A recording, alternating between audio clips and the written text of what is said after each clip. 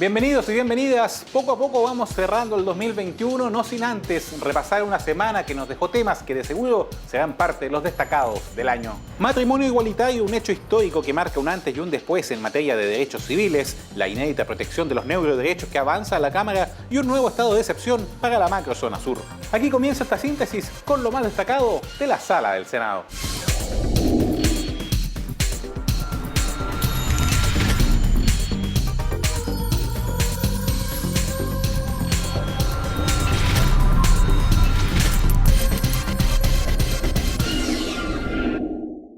Partimos con uno de los proyectos más debatidos y esperados por parte del Congreso Nacional, el matrimonio igualitario, el cual pasa finalmente a convertirse en ley. Permitir el matrimonio entre parejas del mismo sexo fue uno de los anhelos más emblemáticos de la agenda de género en cuanto a derechos civiles y sociales. El matrimonio igualitario también genera adecuaciones en las expresiones actuales de marido y mujer, que ahora serán aplicables a ambos cónyuges sin distinción de sexo, orientación sexual o identidad de género. Además, en materia de hijos, los padres y las madres de una persona serán definidos como sus progenitores y con quienes se posee una relación de filiación, pudiendo ser referidos perfectamente en plural. La Comisión Mixta aclaró 3 puntos en discusión: la filiación de hijos vía técnicas de reproducción asistida, incluyendo a los dos involucrados, dejar de lado cualquier discriminación para el régimen de cuidado y en cuanto a derechos laborales, estos se aplicarán a la pareja gestante. Un informe que zanjó los pendientes y fue ratificado en una misma jornada tanto por el Senado como por la Cámara. De este modo, el matrimonio civil para parejas del mismo sexo salió del Congreso para convertirse en realidad. En una sociedad laica se puede realmente avanzar y separar aquello que son concepciones religiosas con las que tenemos que mirar hacia el conjunto de la sociedad. Porque además ese tipo de valores, lamentablemente, creo yo, que a veces ha fomentado justamente homofobia, transfobia y ataques de esos tipos que estamos viendo incluso hasta el día de hoy. Y en este momento entonces estamos construyendo a través de una ley que establece el matrimonio entre parejas iguales.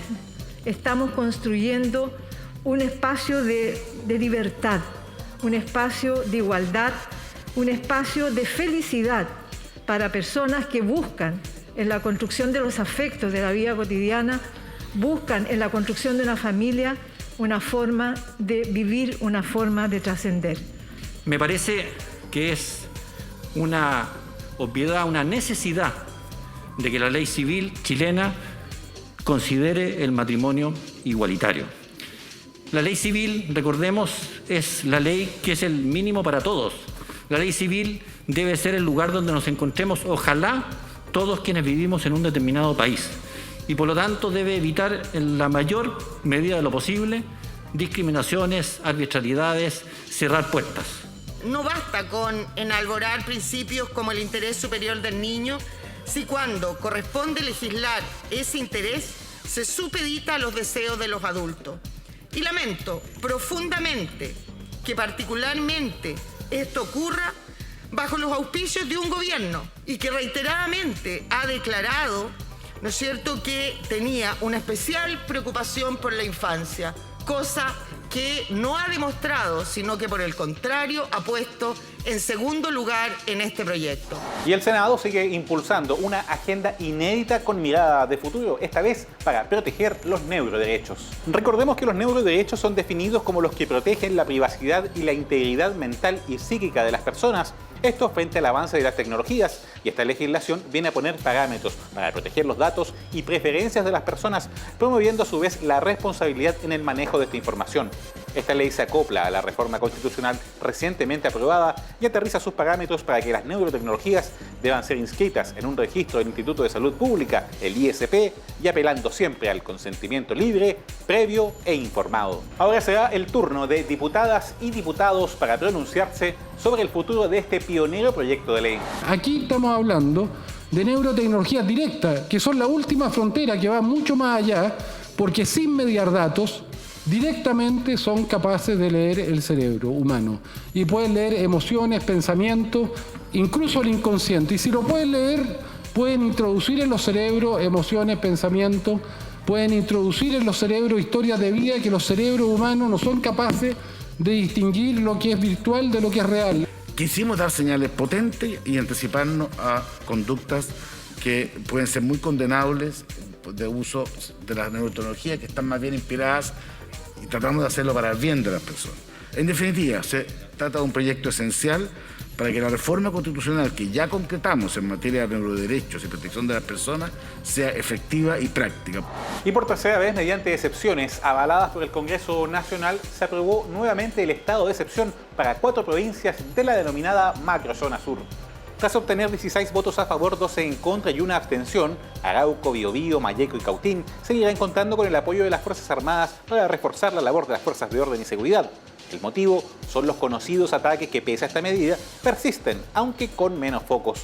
Nuevamente el debate estuvo marcado por la efectividad de estas restricciones y la necesidad de privilegiar acercamientos y el diálogo. Hemos disminuido en un 40% los actos de violencia y eso se agradece.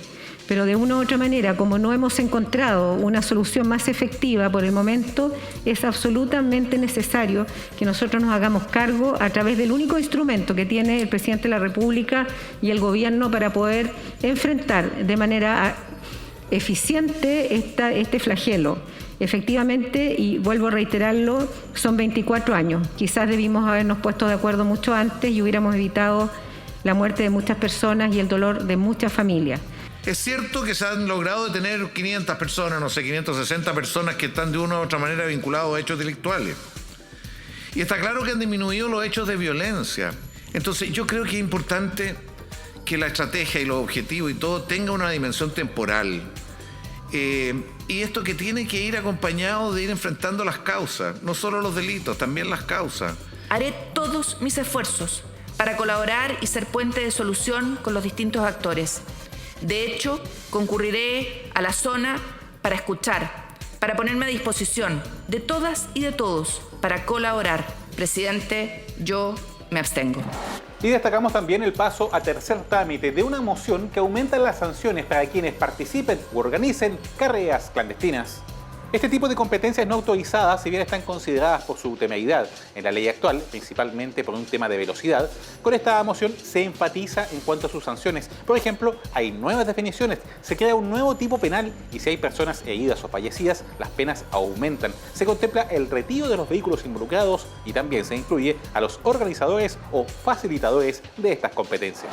Voy a votar favorablemente este proyecto porque creo que es muy importante que sea ley de la República lo antes posible. Cada uno de nosotros está viendo los problemas que tienen los diferentes municipios, los vecinos, la situación que hay en determinados lugares en que se aprovechan justamente del uso tanto de las autopistas, de las calles o de lugares que...